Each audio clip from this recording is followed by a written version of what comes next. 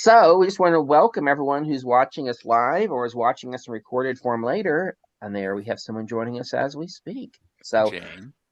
want to welcome everyone who's joining us along the way for our CLE presentation on military resistance and the law. This program comes to you by way of the Military Law Task Force of the National Lawyers Guild, as well as our co-sponsors with the San Francisco Bay Area chapter of the National Lawyers Guild.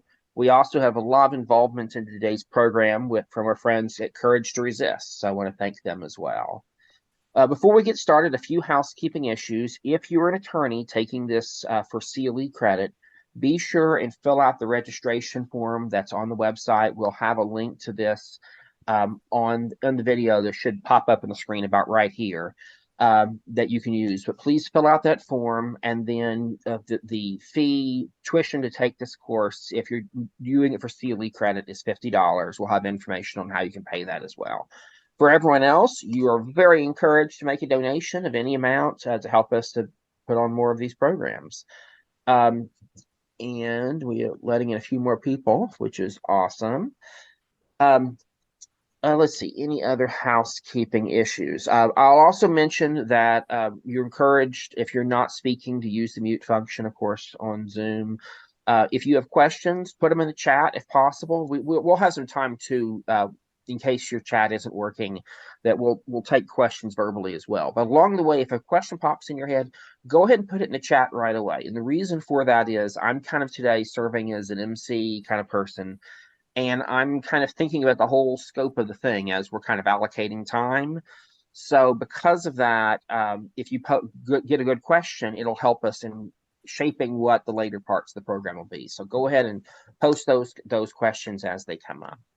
So I thought before we get into the meat of today's program, ask our participants, our speakers today, give a short introduction. So I'll start with myself.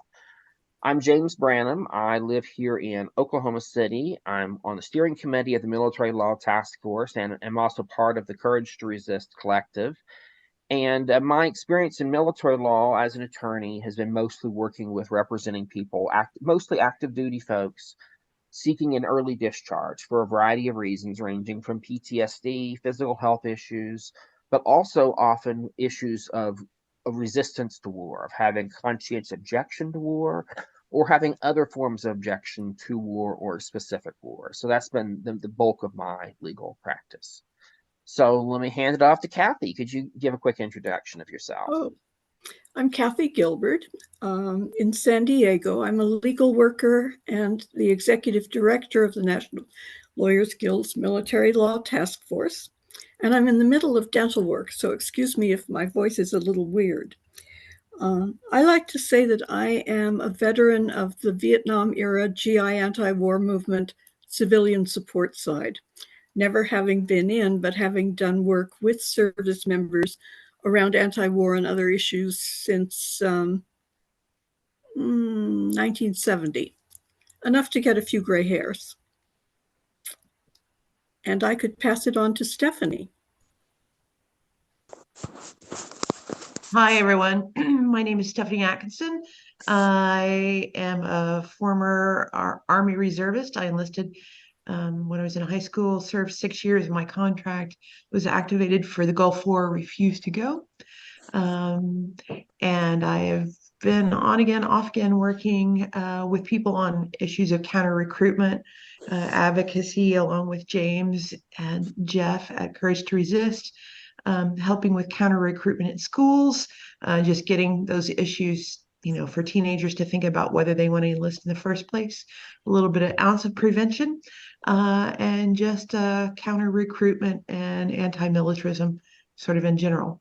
I will pass it to Jeff Paterson. Right. All right. I'm trying to co-host and change the scenes. But yeah, Jeff Paterson here. I was, I don't know, I joined the Marine Corps when I was 18 years old back in 1986 because I thought I wanted to, I don't know, serve my country and kill bad people to some degree. I had to be a badass. 4 years later, I had changed my mind, and I was looking forward to just finishing the last few days of my contract. and no harm, no foul kind of thing on the moral injury side of things.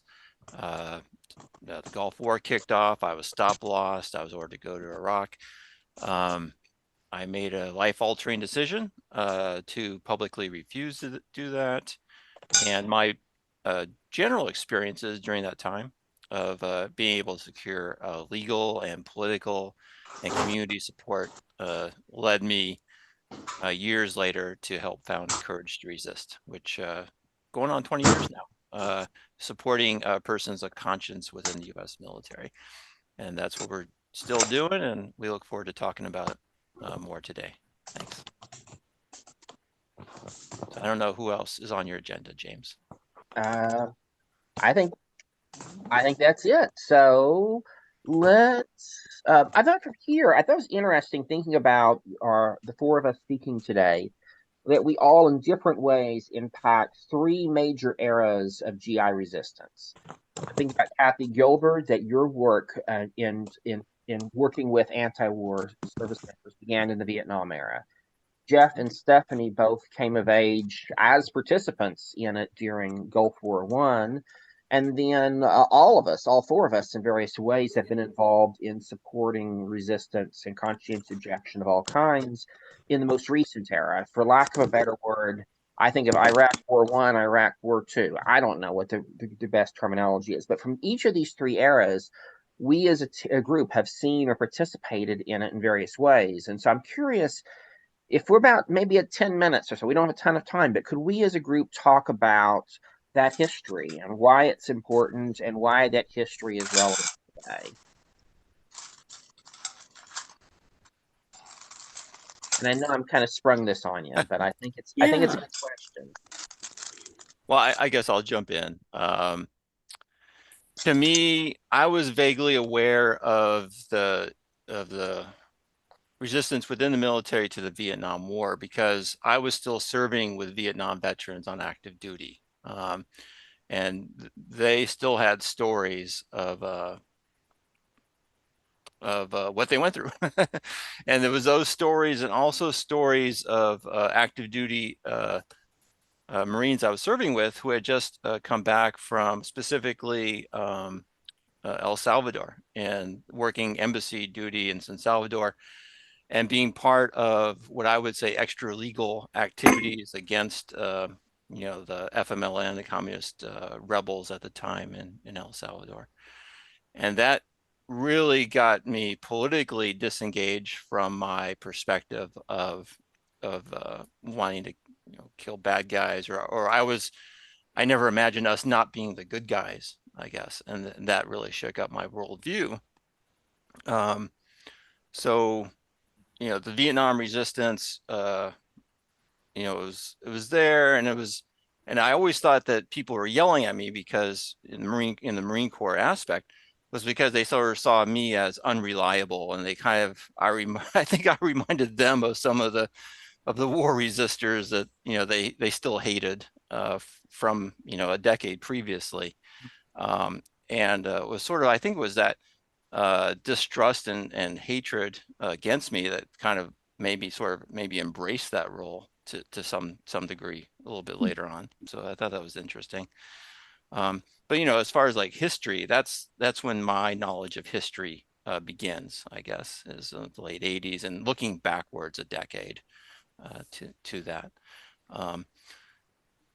So I guess one thing, an aspect of self-reflection, I guess, is I sort of took on sort of the overtly political resistance upon myself, and in a very grandiose way saw myself as helping hopefully start an anti-war movement against that war, the Gulf War in 1990.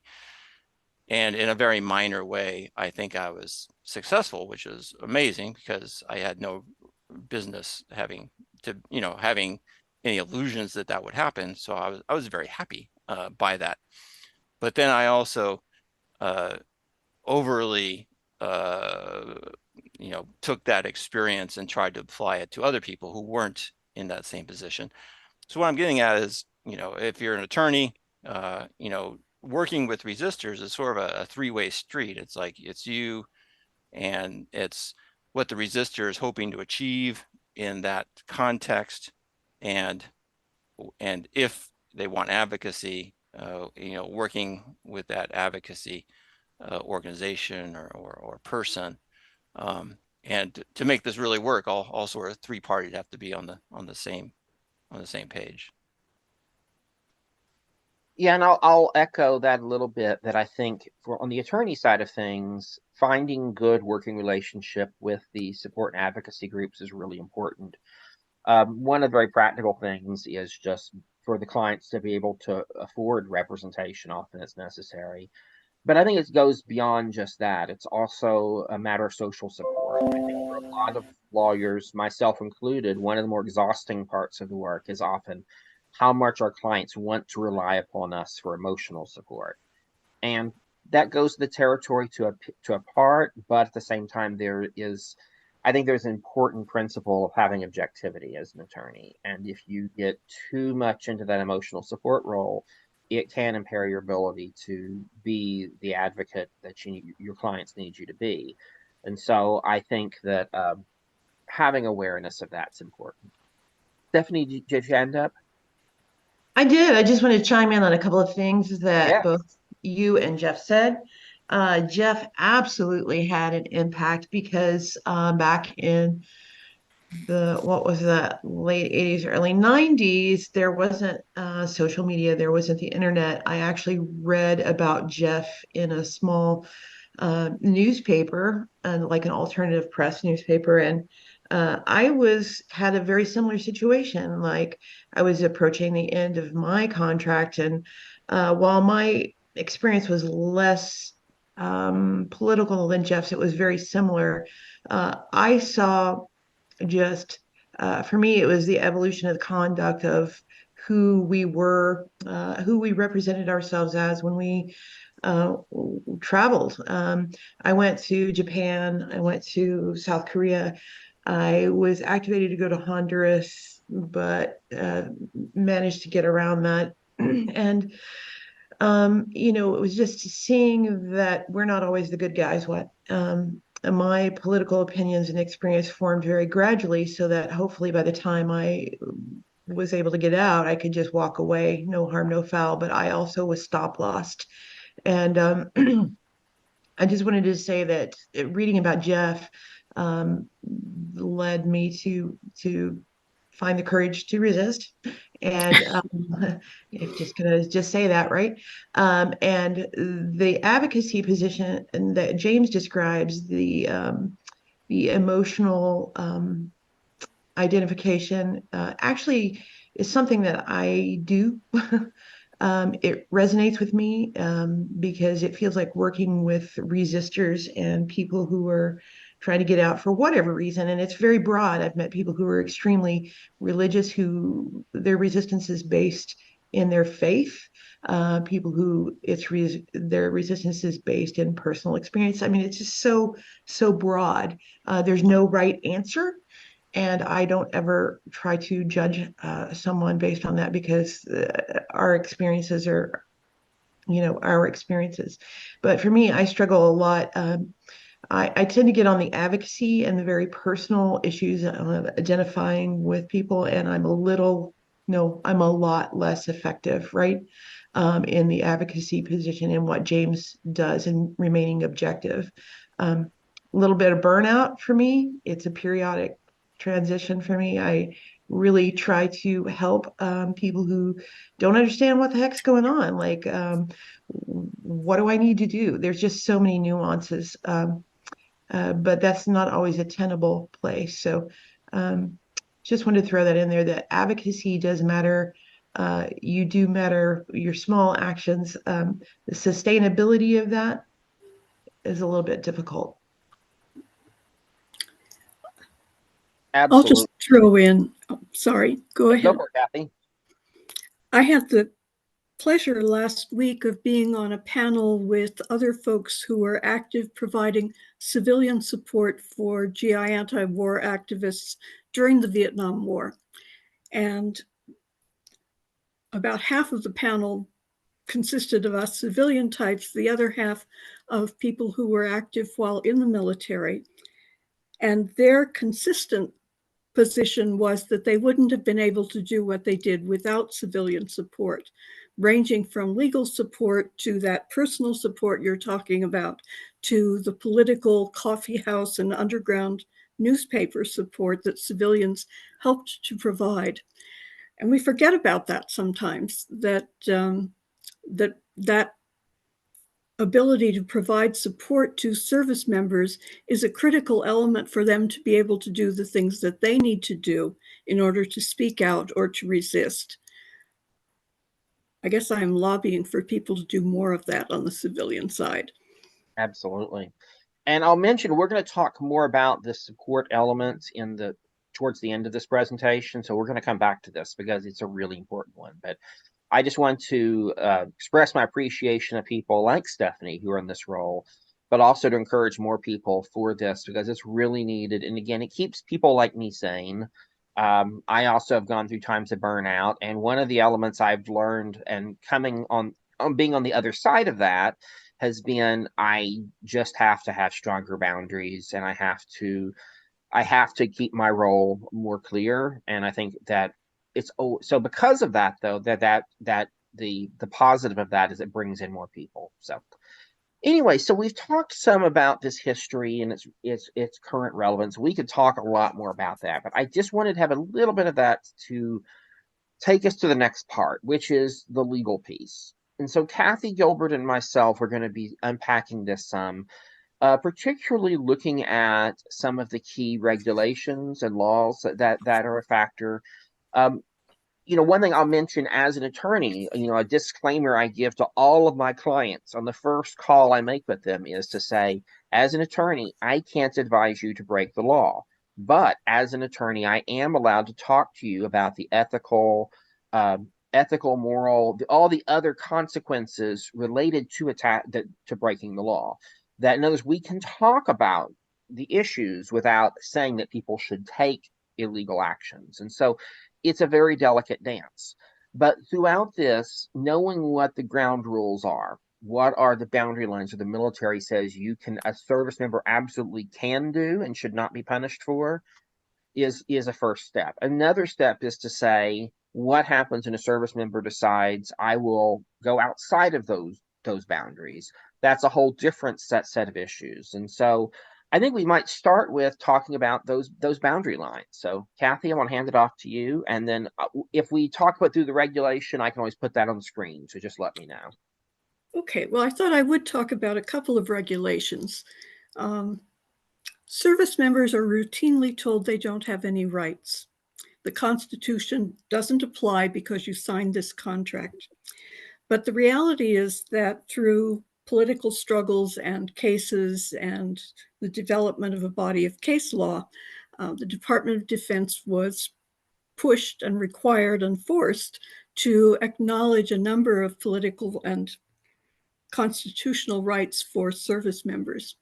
Most of them are outlined in Department of Defense Instruction 1325.06. Those of us who are older may remember that as DoD Directive 1325.6, but it now has grown up. It's called Handling Protest, Extremist, and Criminal Gang Activities Among Members of the Armed Forces. And James has put it on the screen. The instruction is interesting. It sets out rights in the negative. You cannot do these things. And if you read underneath what you cannot do, you'll find the broad areas of things that you can do, but it leaves the reader with a very negative impression. Sure enough, I have no rights. The current instruction is also supposed to be used against right-wing extremism, white nationalism, and so on.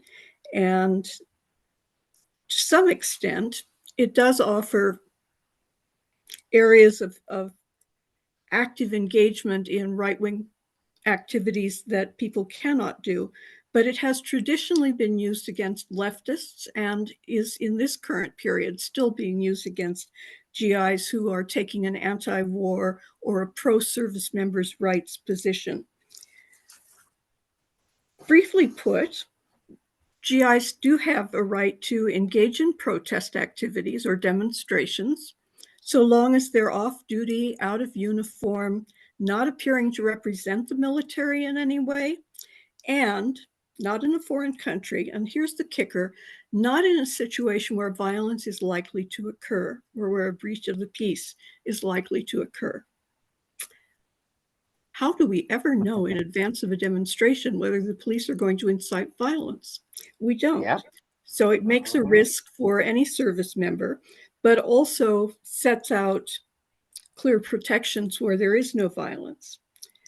GIs have the right to speak out publicly about political issues. Again, if it's public, they need to be off duty, out of uniform. And you'll notice that generals don't seem to get this part. They are not supposed to appear to represent the military when they're making statements. Generals don't get this part either. And they can't violate the UCMJ or regulations or, for instance, disclose classified information. But with all of those exceptions, all those negatives, service members are allowed to speak at demonstrations or to the press or in other public settings. By the way, these are all in enclosure 3 of that DoD instruction. It also allows GIs to sign or circulate petitions, again, off duty, out of uniform, not appearing to represent the military.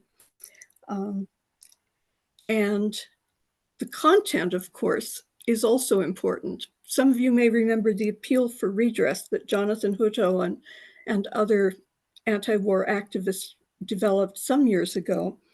They spent weeks developing language that would not violate any regulation and that would not appear to be against a separate DoD instruction preventing unionization or collective bargaining on behalf of service members.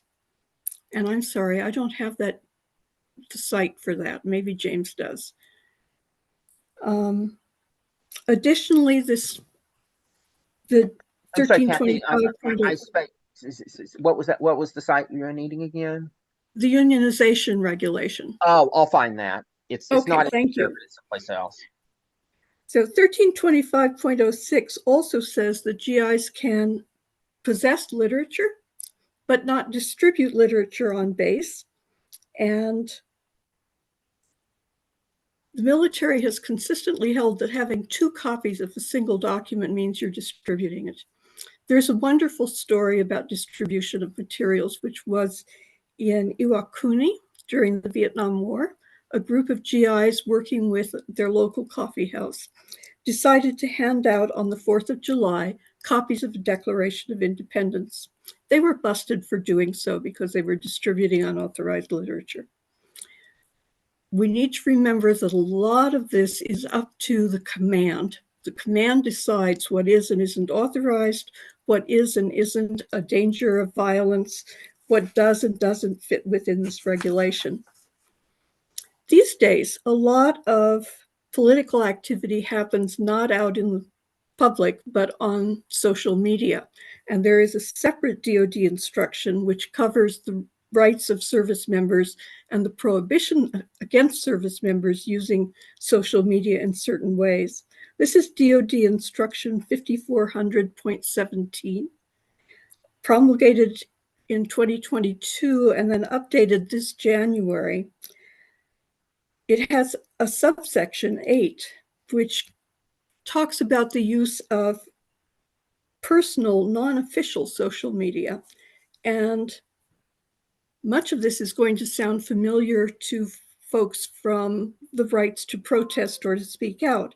People have to distinguish themselves from official military positions. The instruction actually recommends that they publish a disclaimer saying that these are their own opinions and not those of the military. By the way, let me interrupt real fast and just mention that if you have a client who is going to do this on a regular basis, maybe who will be writing a blog or writes lots of letters to the editor, I encourage folks to have this disclaimer written up in advance and to include it every time you submit a piece or every time you talk to a reporter. I've had cases where the reporter leaves it off of the op-ed, like when we've asked them to include this disclaimer, they leave it off. But we've always, my argument has been, we still have proof that we sent the reporter an email asking for this disclaimer to be added. And so if the military later comes against my client, we can say, look, it's not our fault the reporter screwed it up, but we asked for this disclaimer to be included. Thanks. I'm going to stop pretty quickly, but I want to go back to the instruction on dissent for a minute, because in its new iteration as an instruction, it has some really scary language about what commanding officers can do when the dissent they see is legal. They don't have to wait for a service member to step over the line. Instead, commands have discretion to look at legal activity and decide that it might lead to illegal activity. And in those cases, they can counsel service members, investigate the service members, or this one is really scary, subject the service members to an involuntary mental health evaluation. Counseling, by the way, for folks who aren't familiar with military stuff, does not mean psychological counseling. It means that your first sergeant sits you down and yells at you about what you've done wrong, tells you to straighten up and act right, or you're going to be punished, or you're going to be discharged, or you may lose other rights. And then you have to sign an acknowledgement that you've been counseled. These are not good things to have in one's service record if one wants to advance in the military, and they can even affect the character of discharge. So commands seeing perfectly legal activity can either reinterpret it as illegal or can take what amounts to punitive administrative actions for legal activity. This is scary. This is what really taught me the meaning of the phrase "a chilling effect," because a service member confronted with that, knowing that following the instruction, being compliant to its requirements, can still get them in trouble and can still adversely affect their career or their life in the military. That does keep people from stepping out. But I should turn this over to James and let you talk. I've gone on at length here. No, you're fine. Stephanie, you had a comment, though. Yeah, I just want to say briefly that this is the kind of thing that, when we talk to potential recruits or people who have just recently enlisted, and, part of the reason they may have enlisted would be to get the benefits that are so heavily advertised by military recruiters, like we'll pay for this and your schooling and blah, blah, blah, blah, and not realizing how much that is contingent upon a perfect service record, right? So the onus is on the soldier to never challenge or advocate for themselves in any event. It's very rare that anybody skates through without getting written up. Nobody, very few people. And that is so arbitrary depending on the mood of the command.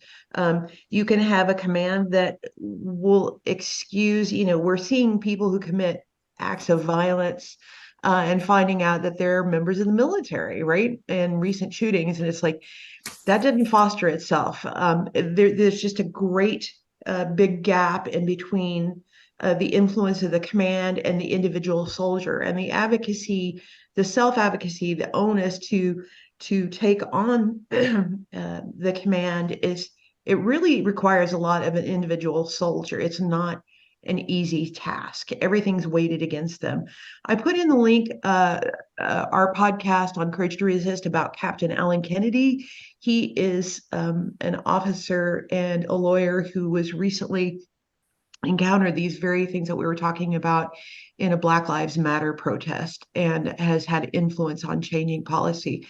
So I just wanted to throw that out there, that it's like, if you're a young soldier and you're thinking about benefits in the future, weighing on the entire time of your service contract is really not messing up. And not messing up is so arbitrary, it's really difficult. Well, and I'll mention that what makes Alan Kennedy's case so noteworthy is the fact that he's a lawyer. So he came into that struggle with an awareness and understanding that very few service members have, which makes it frustrating because many cases that I would say are as deserving of legal attention as his was, but those folks will never. It won't ever happen because they'll do things, small little things along the way that sabotage it from the beginning. In Kennedy's case, he's approaching this as a lawyer from day one, which makes a big difference. Well, this is really a good point of, kind of piggybacking a little bit off of what Stephanie just shared. I actually want to share, I'm going to do share screen for this as well.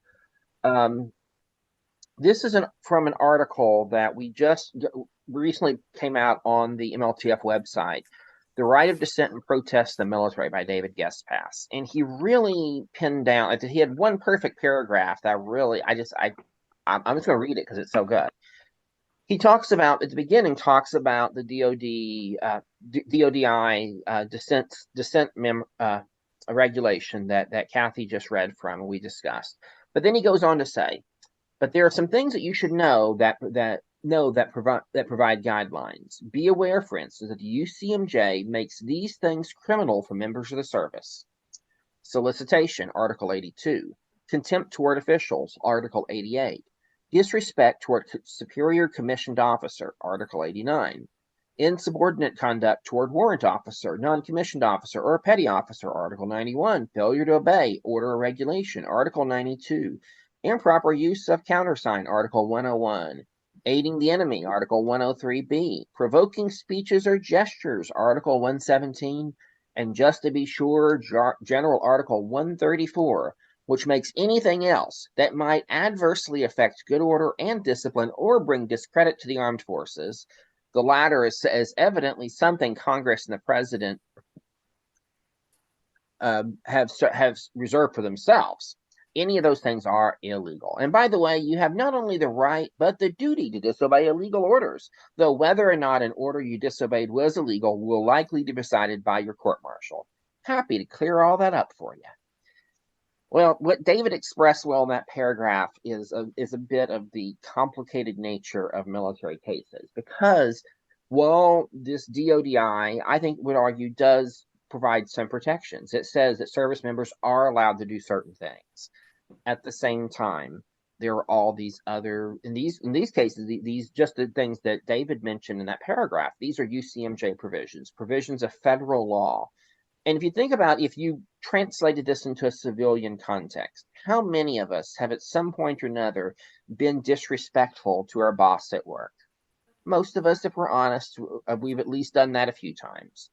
Most of us at some point or another have had contempt for our elected officials. Anyone who's worked in a corporate environment, who has to deal with key cards and all that, at some point or another has borrowed someone else's key card because you forgot yours back at your desk. These things in the civilian world, which are minor issues at best, in the military are crimes. Provoking speeches or gestures, that's a crime. And then the general article, which basically says that anything that might in some way reflect badly on the military, in some way you can be punished for. Now, the good news is there are some limitations on some of these provisions. One, of course, as David mentioned in the article, was the duty to disobey illegal orders. We'll talk more about that in a second. The other one is there are some constitutional limitations. One of the issues from a constitutional standpoint is the issue of unconstitutional vagueness. The idea that a criminal statute must be very specific so that a person knows that if you read this law, you would know what conduct is prohibited. If a law is so vague, you can't tell if you're following the law or breaking the law, it's unconstitutionally vague. And so, for instance, the general article, as it's written, could be applied in many circumstances. Practically speaking, not very much anymore, because I think the JAG Corps knows if they make too much out of the general article, at some point, a Supreme Court's going to step in and say, no, that's unconstitutionally vague. But that said, and then of course the other limitation we spoke of a moment ago was the defense of disobeying illegal orders. The problem with that particular defense is that, sorry, am I stupid? Okay, there we go. The problem with that particular defense is that it is at the risk or at the liability of the person raising the claim, which means that let's say your commander says that you are to shoot these people and you disobey that because you believe it's an illegal order. What the law says is that your judgment of that decision can only be in the end decided by a court martial. In other words, it will not be ever really asserted clearly that you're following the law, that you've disobeyed the illegal order, that your commanders told you to, say, shoot civilians or any number of other things that would be clearly illegal. The problem, again, is you have to have that. You really don't have that right until it's protected in the court martial. Another issue is that there's often defenses that are found in the law in other scenarios which are rarely have been recognized in the military. One of the best examples is the necessity defense. In theory, the necessity defense says that if the harm that following the law, if the harm that comes from following the law is greater than the harm of breaking the, I'm getting that turned around. Basically, that if the law, well, I'll do it by analogy. If you run a stop sign, but you're trying to save someone's life, getting them to the hospital in a hurry, that would be an example that the necessity is I must get this person from point A to point B. There's a life at stake. In the military context, that theoretically exists. In practice, though, the problem is so often the military gets to define what the necessities are. So I raise all this to say that this is in some ways a very discouraging area of law because there are many scenarios that you're not going to win if you define winning as acquittal, if you define victory as your client getting a good discharge. That may not be possible depending on what specific free speech actions, specific acts of resistance your client is going to engage in. And so the first piece of that to me as an attorney is, first of all, making sure our clients are fully informed about the consequences of their actions, which means that we need to be very clear about not only what is theoretically possible, but what is likely going to happen, and having the understanding and awareness of that range, and so our clients be fully informed. Another factor in many cases is being aware that our clients are not isolated individuals, but they're in a social context. And that social context may have coercive elements to it. In some scenarios, that means, of course, as an attorney, going above and beyond to make sure our clients are making decisions on their own capacity that are good for them, not being bullied into a course of action or not taking a course of action because of the influence of family, friends, or a military command that's trying to be coercive. And also, while I don't think this happens, I think it's still to be aware of their clients, to be aware that even supportive activist organizations, they have their agendas. And our clients need to know that. And so to make sure that they align with someone whose agendas align, but they need to know that everybody has a bias, everyone has interest at stake. As an attorney, our job is to keep putting our clients back in the driver's seat. And so to recognize all these circumstances in our client's life, but in the end to say, you're my boss, what do we do here? And to keep coming back to that place again and again. So there's a lot more we could say here, but I thought we might have a few minutes here for some questions before we move on to some of the discussions of the practical effects of, or not effects, but the practical aspects of supporting and defending resistors. So from the legal side of it, are there any questions, comments that folks might have?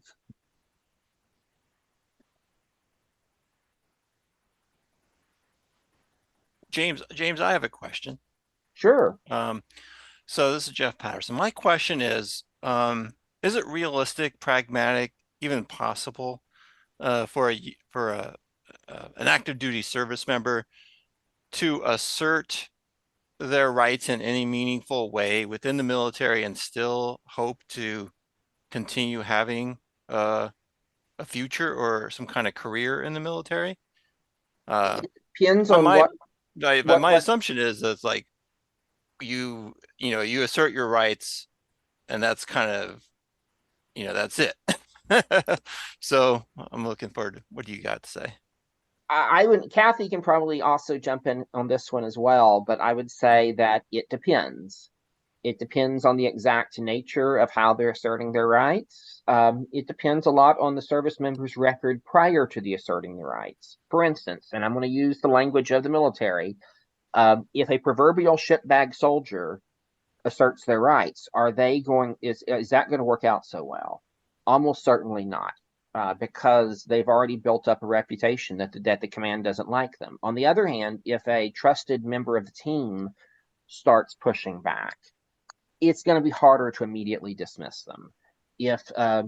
I think another issue is isolation. If the service member has a supportive community around them to weather all the crap to get there, that makes a big difference. If they do not, if they're very isolated, that's another factor. A lot of times in the military, though, what practically happens, I mean, occasionally people get pushed all the way to the point of being kicked out, or being pushed to the point of having to take a more direct act of resistance. More often, what happens when someone asserts the rights is they start catching crap, and they start catching this low-level abusive stuff, but often not stuff that gets written down. By the time it gets written down, by the time you get a counseling statement, it's at a higher level. But often what happens is people can't weather that first stage. And that's one of the things we can have those frank conversations with clients about, to prepare them, like, look, if you do X, Y, and Z, this is what's going to happen. Are you cool with that? Can you handle that? What's your plan when that happens? And having those conversations. Stephanie. Yeah, I just wanted to throw in that the resistance has changed considerably, not only since Vietnam, but also since Jeff and our era. I think most notably of Garrett Reppenhagen writing a blog from within Iraq, right? It's like isolated, yeah, very isolated. There's no way out of that situation. And the risk, and also the release of having the internet and social media and blogs, and how that has totally reshaped resistance. You can have soldiers in the field writing about their experiences on a daily basis, and then you're in a culture where you are just going to have to deal with the duress of, what is summarily a hostile workplace that your command or your colleagues are creating for you. It's a bullying situation. So I think it says a lot too about the individual soldiers. It's like, at what point is it worth it to just sustain? You're trying to sustain individually within your unit, and also you are deployed. So those are extra considerations in all of this as resistance continues to evolve. I think another They're factor. really important. Oh, go go ahead. ahead. They're really important considerations. I think, as a general rule, that people who speak out, make reports, make whistleblower complaints, report sexual harassment, should expect that that can be career-ending. And every client needs to know that that's a significant possibility in the military. But in addition to the factors that James talked about, I think a real strong element of surviving that sort of political activity is how much outside support there is, whether that is from the public, whether it's from congressional offices, whether it's from other service members. That can prevent the low-level harassment and the punitive action or administrative action that ends careers. I got to tell a non-resistance story. I had the honor of working with one of the first victims of the military's original policy on AIDS. And at that point, people came to the military's attention when they had full-blown AIDS. And the Navy and the other services decided that they would simply discharge these people for homosexuality instead of medically retiring them. We lost at the administrative hearing. We lost on appeal. We filed in federal court, and the Navy caved. And then within a year, DOD changed its entire policy to protect people against that sort of discharge. Our co-counsel happened to be in a gay bar in DC with a JAG who worked at the Pentagon, and they both had a few. And the JAG said, you know what really changed that around was that we were getting calls from congressional offices and reporters every day about Brian Kinney's case. That level of public pressure can take all of the pressure or a good portion of the pressure off of a service member. So sorry to tell my tale. No, it's a very good example. And I would always, what I tell my clients is press attention, media accounts.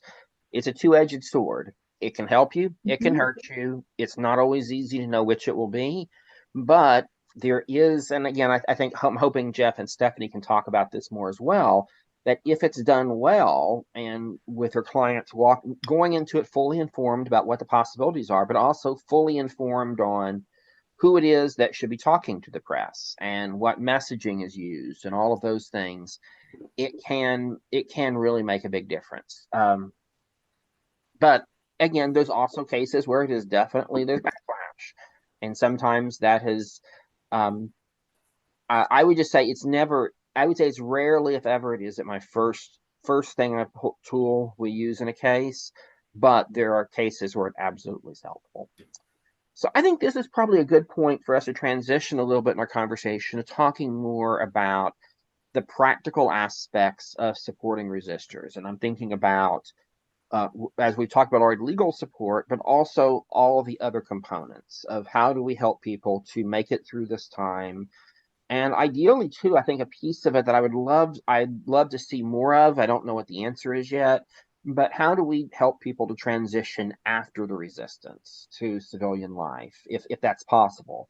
Are there good ways to get people plugged into activism in sustainable ways? I don't feel like I know the answer to that one at all, so I'm really curious. So to start with, though, maybe a good starting point would be to talk through the relationship between the support side and the legal side. And I know, Kathy, you've seen this, going back since the Vietnam era of movement and the legal components working together. Do you have any thoughts, or others have thoughts about how that can best happen? This may be a little tangential, but one of the issues or tensions that arises in any political case where there are legal people with their agenda and political people with their agenda and a client with her agenda is who's in charge of the message.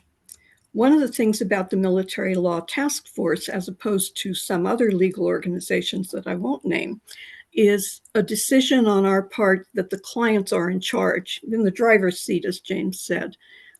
There are organizations that have clients sign in advance an agreement about who's in charge of press, and it's not the client. If there is a tension there, it needs to be resolved in favor of the client, or there's a real likelihood of the case exploding somewhere along the line. I have run into cases where GIs were wrongly informed that going public was going to get their conscientious objection case speeded up considerably. So they went UA, spoke to the press, then discovered that there might be other implications that their counselor had not told them about. Things like that, when legal advice or information gets skewed by a political agenda, or when the client's interests aren't first, really do a disservice to the client, the movement, all of us. So I think the positive is I have not heard of those kinds of incidents happening in a long time. 10, 15 years ago, there was, I think, much more of a danger of that. I don't think as much today. But I'll also mention that's frankly why I've worked with Courage to Resist for so long, because I know I don't have to worry about Courage to Resist taking my client's message and twisting it in the way that the client isn't comfortable with, or that goes against our legal strategy. And I've had those issues with other groups that it gets very complicated for sure. Working with activists it's kind of like the old metaphor about it's like trying to herd cats. They're going to go their own, so it's I think to some extent as an attorney, I do think, particularly some of my clients who are new to activism, I do feel like it's my job to be a little bit of their tour guide, their orientation to activism, to say that activists are people just like you. They have their own impulses, their own motivations. And if you know that, you don't put them on a pedestal. You don't also distrust them, but you treat them like human beings. It can be a very positive, warm relationship. But knowing that, I think, can help. So, Jeff and Stephanie, what are thoughts you would have, particularly as far as tips for? We expect most people watching this are lawyers or legal or military GI rights counselors. What tips do you have for them as far as working with the support side, but also just more generally? Well, that's a tough one, James. I've run into bad advocates. I've run into great advocates. I've run into great lawyers. I've run into terrible lawyers. I've had amazing clients. I've had terrible clients. And sometimes it's not static. I've had resistors come forward with, I want to accomplish this. You start down that path, and they change their mind, or they learn new information, and or they have family pressures or the realities of prison, and then all of a sudden you're trying to change tracks, but you signed up for something else. So that's a tough one. It is political advocates in general, they have their missions. I don't know, right? It sounds self-serving, but look at what the mission is of that organization, and does your primary objective align with that? Are you willing to courage resist? We very much agree with MLTF and putting the resistor first, and what they're trying to accomplish first, and not because we're enlightened, but because if you do anything else, it leads to disaster.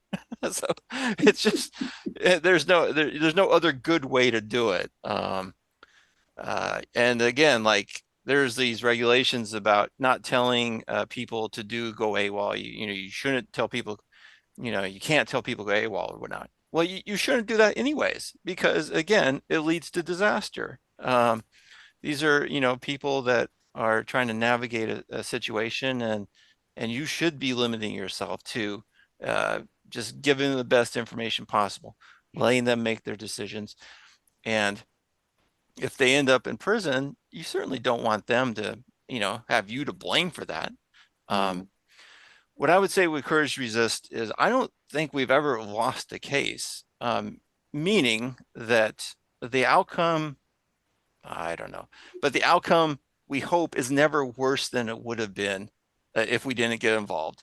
And almost always the outcome is better, and often significantly better. Yeah. And I'd start off with the Pablo Paredes case and the Stephen Funk case that launched us almost 20 years ago. Very public resistors that spent relatively small amounts of time in prison or are still involved in political activism today, to Lieutenant Aaron Wattada, who was the first officer to refuse to fight in Iraq. Very public international attention, never spent a day in prison despite that. Now has a successful career as a nurse. I'm certain that we saved the life of Chelsea Manning, who faced the death penalty, and now lives near me, and has a great streaming career on Twitch, and authors and whatnot. So in part, we're very good at cases that are lost causes, and making them not lost causes. And we're also the opposite side of that sword you're talking about, James, is pressure on the military, and saying, well, if you don't do this thing, we're going to get, we have this backup plan of public pressure. Well, that line only works if there's actually the possibility of public pressure. So we're the sort of that, we're sort of trying to back up your claim of the possibility of public pressure, and making that real when it's appropriate. So that's what I'll say. Well, and I would definitely agree with you. The threat of public attention is often the most effective thing of all. And I would say in the last 5 years in particular, I think I've only had to go to the press twice. I've threatened to go to the press probably a dozen times, and it just wasn't. The threat was the last thing that convinced the difficult command to back down. So it's definitely a tool. That said, it requires a lot of skill. I would recommend, if you're from the attorney side, if you're looking at an organization to work with, having conversations about who in the organization can help with media stuff, but also knowing as an attorney, I do think you still need to be present to some degree in the media arena, meaning you need to, at the very least, be reviewing if your client or your defense effort is putting out a statement about the case. You need to read it. You need to make sure that it would not have any legal complications. You need to give serious thought to who talks to the press. For instance, is it better for the client to talk themselves? Pretty risky. What about, could we have the spouse of the client, the parent of the client? Should the lawyer talk? Should the support campaign? Should other people talk? Less risk if they talk. On the other hand, the client themselves may be more compelling. There's some complicated analysis there. I'll give you another scenario, though. This goes back to what we talked at the beginning about the DODI, the Department of Defense instruction. One of the things that I've encountered in the past was maybe I had a client who wants to talk to the press, and they say, "Okay, I'm going to do it." And I say, "Okay, we're in the U.S., no problem. We're off post, no problem. And you're not in uniform." And then I look, and they're still wearing some piece of their uniform. It might be their boots. It might be something silly, but I have seen the military come after people saying that you made a protest while in uniform because you had one piece of your uniform on. So don't take a chance. They need to be completely in no way wearing any component of their uniform. And I'm serious about that. That's the kind of silliness that the military loves to jump on. But we know that. We know that going into it. And so we can coach our clients. And if they are the ones to talk to the press, they need to be completely out of that uniform. We can get that accomplished. So I think another piece is on the media side is storytelling. And this is one thing I'm maybe in this presentation making a pitch for people we need more of in the movement. We need more people that can help service members and veterans to tell their stories effectively, either through written form, whether through video presentations. Stephanie is someone who does have a lot of gifting in this area. We just need more Stephanies in the world because these stories need to be heard.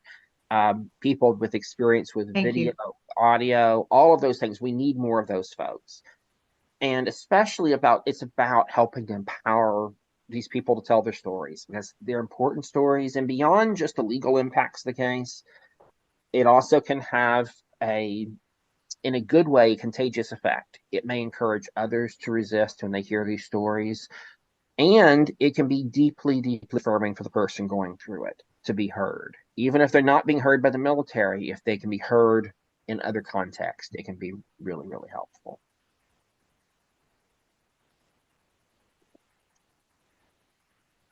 So I want to open it up here. I know we have some folks here live may have questions or comments. If anyone would like to speak or have a question or comment, feel free to unmute yourself. We'll use the raise hand function. And then after that, we'll kind of have some closing remarks. I want to give some space for discussion.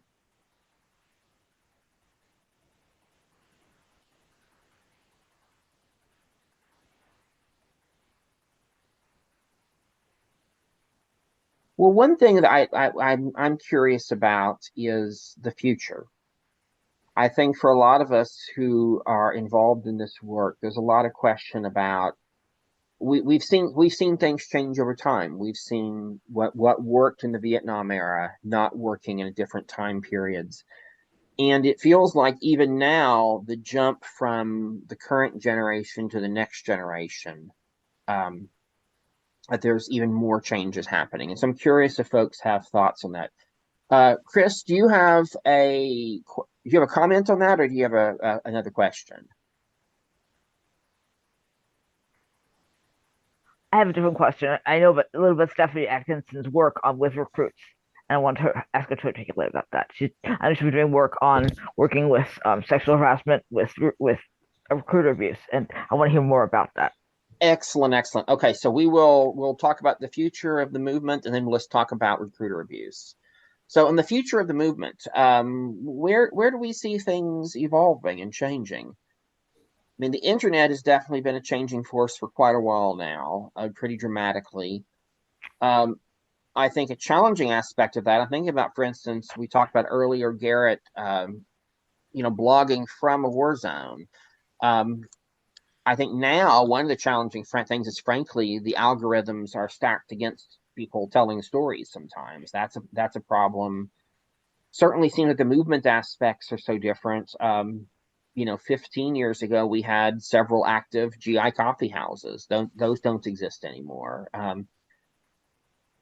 Courage to Resist is still here, About Face, VFP. There's other groups out there that are doing aspects of this work, the GI Rights Hotline. But I do wonder just what does the future hold? Where do we need to be prepared for?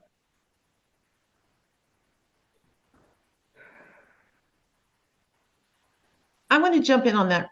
I want to say that technology is both isolating and reaffirming.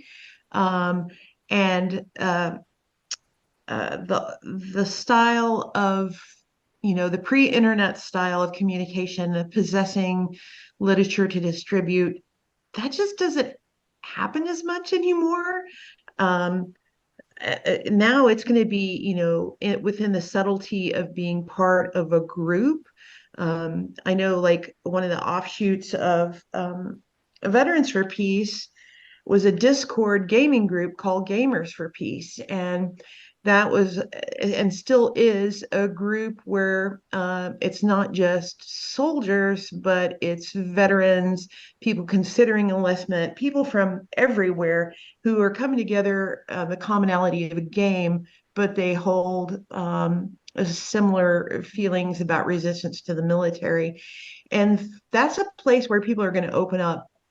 They may be on a ship in the Philippines playing a game with somebody who's in a bedroom or their basement or whatever. It's like, just that is the new place where people are going to connect. It's not, because that's the only,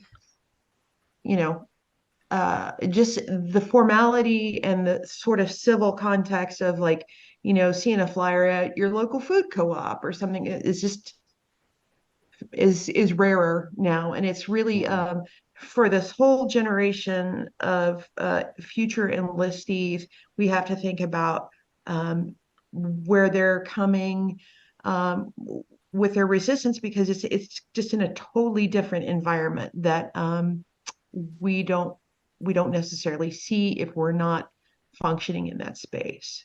I don't know what else to say about that.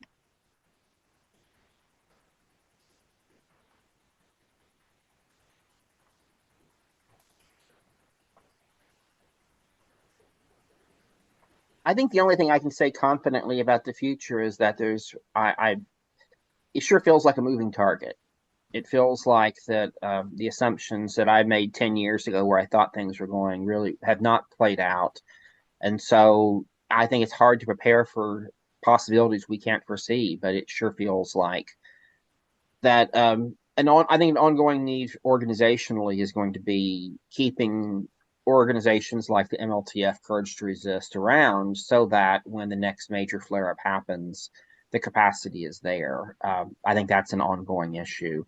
And how do those organizations continue to be effective and continuing to do what they're doing in between the flare ups?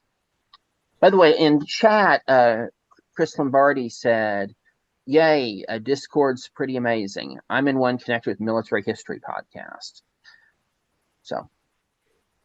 So Stephanie, we had a question about the recruiter abuse and the activism about that. And would you like to share a little bit about that?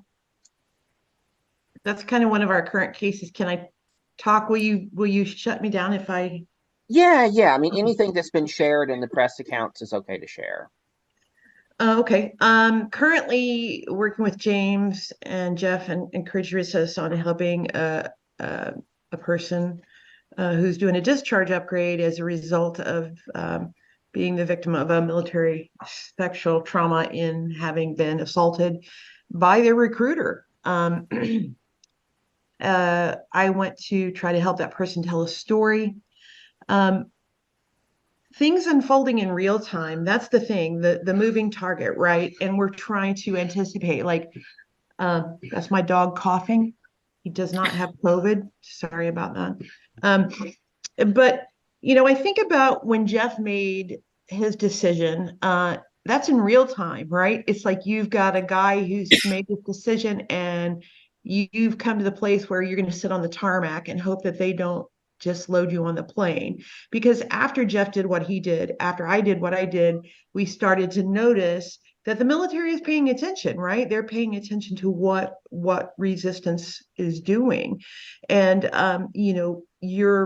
you're making those decisions in real time, often without full awareness of maybe what the impact might be. And I think right now, being an advocate for someone is talking about all the potential things, good and bad. It's like you say that you want to go public with this, but this is the consequences of what can happen. You can expect that there might be harassment from people that you don't know because it's the internet and everybody's watching this and everybody has an opinion. I think that a younger generation of people are a little bit more resilient with that because they have control and sort of with everybody who's got an Instagram account or Facebook account or have been doing this since they were kids, that there's this control over perception and image and really driving that. And for people who are more savvy, that's a good thing. For people who are less savvy like myself, it can be a disaster. I haven't always been really good about advocating for myself. And so, I don't want to forensically look at my own personal experience and think, well, that could have gone better, that could have gone worse. I just have to accept it in its entirety. And then I got a lot of really good, lucky breaks just because of I was kind of doing things before the military caught on to them. It's a whole different ball of wax now. It's like the military is becoming more savvy about how to work with the media and being more on the edge and anticipating that. But I think that with this MST case, going on the offense is not, it's really up to the individual client. They have to think about the fallout that they're going to get just by being public. I don't know what specific questions you have regarding this case, or if James would like, Chris, if you have more questions about this and if James could speak to that. But from my point of view, I'm trying to be a one-on-one advocate to this person, saying, I know that you have an attorney that's going to help you with this.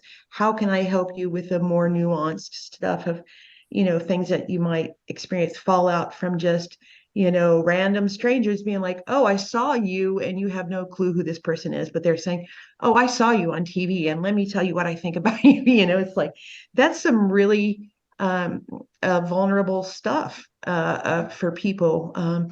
That suddenly you go from just being a normal person to you are not a normal person, or you're having to defend and chronically talk about your case, even when you don't necessarily want to. This is a big deal, and being savvy and providing our clients with some sort of just a reality check about, these are all the things that can go right. These are all the things that could go sideways. We don't know ourselves, and always being candid and always checking back with the client and letting them be in the driver's seat, as we said over and over and over again, is so important. Well, the case that we're talking about here is a great example of that kind of measured risk thing, because in this case, this is someone who has been discharged. And now we're going to the Board of Corrections of Records to get her records changed, or in her case, it's correction of naval records. And we also are planning some legislative things to try to influence the drafting of new laws, new regulations regarding recruiter abuse. The great thing about this case is, while there are potential consequences from your being publicly known, talking to the press, things like that, what we don't have in that case is we have zero fear of the UCMJ. She is not subject to the jurisdiction of the UCMJ. She is a civilian 100%. That's a very different dynamic. Someone who is still subject to the UCMJ, whole different story.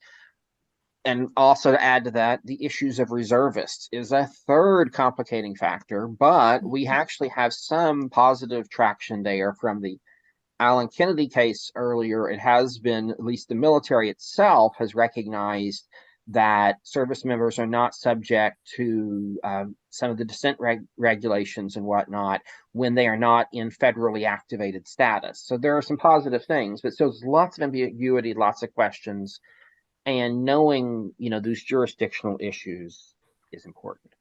I also want to talk about another issue today, and I'm hoping, again, all of our other speakers, feel free to jump in on this one as well. But I think that we have another issue when we talk about the issue of resistance. We need to remember that there are many reasons why people may resist the military. And some of those might be reasons we would not necessarily agree with or want to support. Right-wing extremism is alive and well and very, very present in the military. And I have had calls from people that I would put into this category. Others have as well. I do think it's important for us to think through what our boundaries are, but also recognize that we may not necessarily agree with our clients or 100%, and to ask ourselves, what can we live with and what can we not live with? For myself, it's taken me a long time to kind of formulate those answers. But for me, there are some things, if someone wants to exercise their free speech for values that I just cannot, as a lawyer, I think it's okay for me to say, that's not a case I want to take. There are other lawyers. I can point you towards people who might be a good fit for you, but this is not a good fit. I've had, some of the scenarios, for instance, are people feeling like they're being discriminated against because they're not allowed to say all their homophobic views to their coworkers that work in the military. That's the kind of case I don't want to take. But those, other issues are, couple of years ago, a big issue was vaccine refusals was another big issue. Now, whether your choice, and for those of you watching later recorded from, I'm not saying what your position needs to be. What I am saying is, though, you need to think about that in advance and to be aware that there's a lot of complicated reasons some of these issues may come up, and to be aware of that, to think it through, and also to recognize, even for people that we may have enough common ground with that we can work with them, we still may have points of tension where that we're really operating from very different worldviews. And so being aware of that, I think, is really important. And another factor, and we've talked about this in another one of our recent MLTF CLEs, but also as cultural and racial awareness, racial awareness. That's a whole other overlay of issues. And for anyone who's in either the support role or the legal role, to be aware of those issues, and to be aware, and especially to be humble enough to ask our clients to explain things when we don't get it. They can help us to understand, but we need to be humble enough to ask them. Well, do we have any other questions, comments? I don't know if I answered Chris's question. It was great. It was great. Thank you. Okay.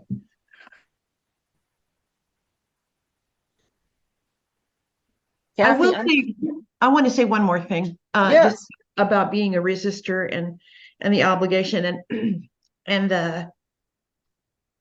I feel like when I made this decision at 23 that I was not going to go to the war, that it was a profound one. I didn't think about the long-term consequences of what that meant. And it's changed, it's directed the course of my life, right? And I want to say, like, in the context of resistance, some of these other issues, like what our current client is dealing with, it's like having to say that you are a survivor of military sexual trauma repeatedly, that really defines that client to some extent, and that there's more complexity to this human than this violence that occurred to her, which kicked off this whole thing.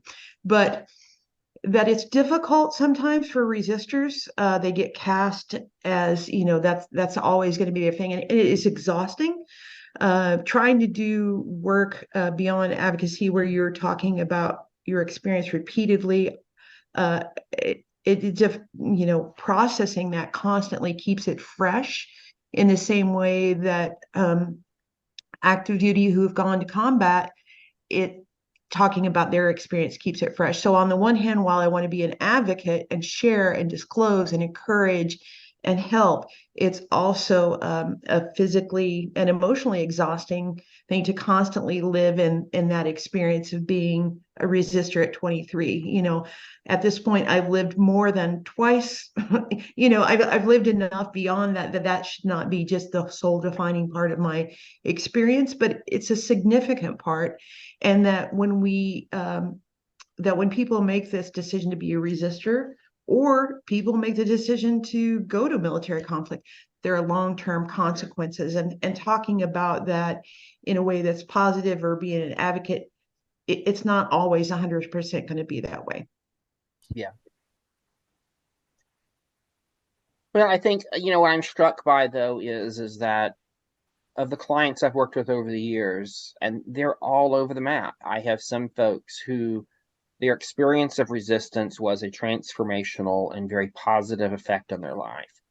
I've had a few who would say the exact opposite. I think maybe one or two that would be very much convinced now it was a terrible mistake. And many more that it's much more complicated than that. A lot of them, I think one of the challenging aspects of resistance is in the moment of resistance, the choice is very crystal clear.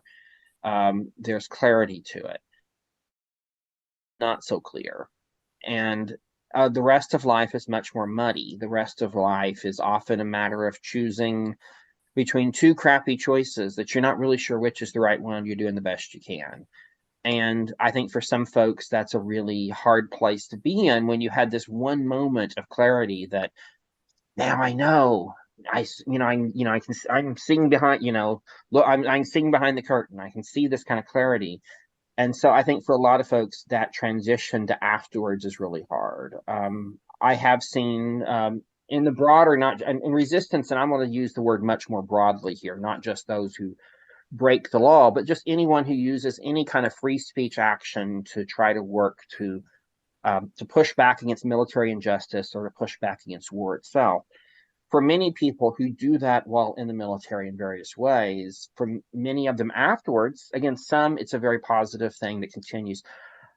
I've seen a fair number fall into extremism afterwards, into some really toxic conspiracy theories and whatnot. And there's also the overlay of mental health issues as well and all of that. And so I bring all this up not to discourage people from doing this work, but I am saying is that the more all we can do to keep seeing our clients as the complicated human beings they are, the better off we are. It is tricky.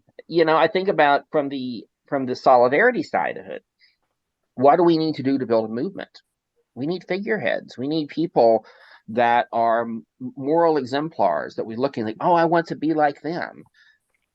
So it's, in one sense, as a movement, we do have to put people on the pedestal, and yet that's not always a good thing for everyone involved. So there's such complexity.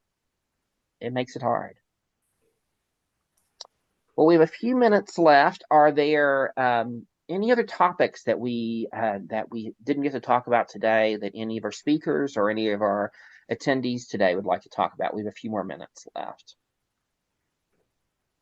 Hey, James, I'll just jump in. This pitch seems obvious. We're talking about the future. And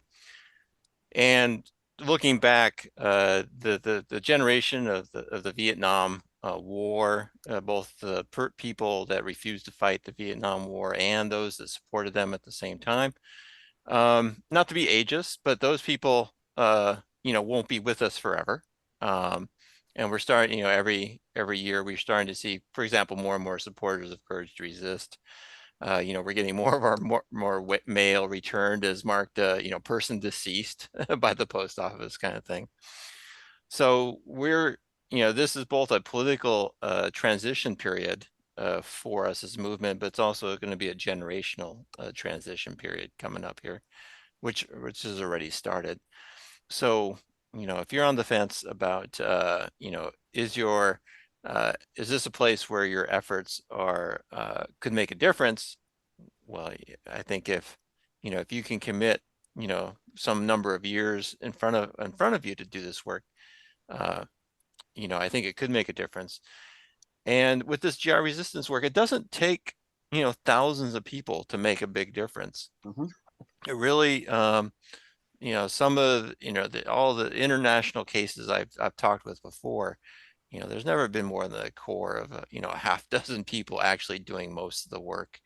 As long as we're, touching on issues that are important to society in a way that, that resonates with people, we've been able to raise millions of dollars and move hundreds of thousands of people to take action. And, you could see that in real time. So a small number of people really can make a big difference in this work. And during this generational transition period, your help is needed more than ever. So I'll make that pitch. Absolutely. Kathy, do you want to share for just a few minutes about some of what the MLTF does, just for folks who might not be familiar with the MLTF? I think that might be a good thing for us to close with today. Oh, goodness. And I'll jump in too, so don't stress, but just. If you want to, you could start. No, go for it. I'll.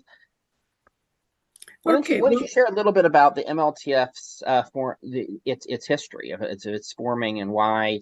Because the GI resistance has been a part of the story the whole time. It has, and we formed actually before me as the Military Law Project of the National Lawyers Guild, or the Military Law Office, with attorneys and legal workers working especially overseas. In the Vietnam era, there were coffee houses staffed in part by attorneys in Japan, in the Philippines. ACLU had a project in Vietnam at one point. For the Guild, that experience of working with GI resistors in Asia turned into the Military Law Task Force in the mid-70s and sustained itself, and this was something really important to me, sustained itself in periods where there was not visible active war that the public was aware of, but still military action that GIs were affected by and were playing a role in, and other military policies, personnel policies, and practices that once you got to see them up close and personal, you wanted to fight them. And you wanted to support the GIs who were fighting them. So that MLTF had a history not only of the Vietnam War and the wars since then, but also of working around Don't Ask, Don't Tell and all its predecessor policies, working against military racism, working around, as I mentioned earlier, the early HIV cases, working around the concepts of bullying and military culture that dehumanize enemies, that dehumanize service members who are seen as other or weak. Fighting on those issues that affected service members day to day led to thinking for those service members and those of us in the task force, to thinking about the military policies that those conditions of life and work served and what it meant to take on a military system that was dehumanizing, and in that process, almost done. allowing people to kill. Mm-hmm. That's a little history.